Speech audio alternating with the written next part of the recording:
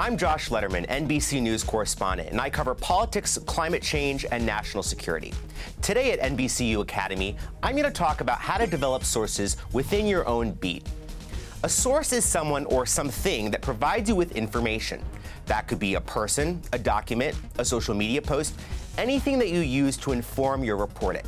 For this lesson, we are going to focus on people as sources. So, how do you know who to look for?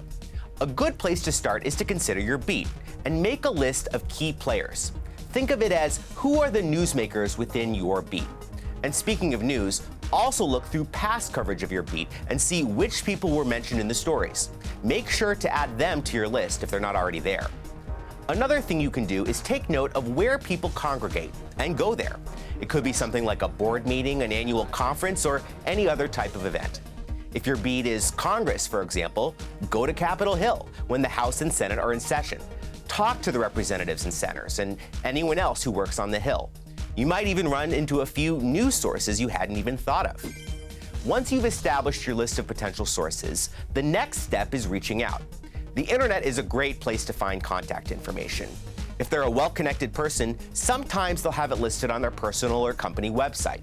If not, a simple Google search might be able to link you to their email, phone number, or at least their social media profiles. When reaching out, don't forget to identify yourself as a reporter. State your name, news outlet or school, and a quick description of what you're working on. All right, now that you're connected with your source, how do you build on that relationship? This might take a while, so commit to that relationship and show that you care. A few things to remember. Set the ground rules early. You and your source must be on the same page if the information they're providing you with is on the record, on background, or off the record. Keep in touch. Check in with your source regularly, not just when you're working on a story and need information. And set boundaries. On occasion, it's okay to develop a source relationship over lunch or a drink, but keep it professional. So, you just got some new information from a source. What's next? Well, you're going to want to check out a few things before publishing it. First, consider how your source obtained the information. Do they have first-hand direct knowledge about what they told you? Or did they only hear about it from someone else? If you're not sure, go back to your source and ask.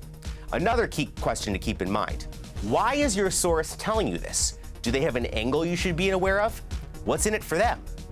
A good rule of thumb when deciding what information to use in your reporting is it should come from at least 2 independent sources who have direct knowledge of a situation, or one official authoritative source speaking on the record. Even if it's a trusted source you've worked with before, you always want to corroborate the information they provide. One way to do that is to see if there are primary documents or official records you can access to fact-check sources' information. I hope this video can help you get started finding and developing sources within your beat. For NBCU Academy, I'm Josh Lederman, NBC News correspondent. Thanks for watching.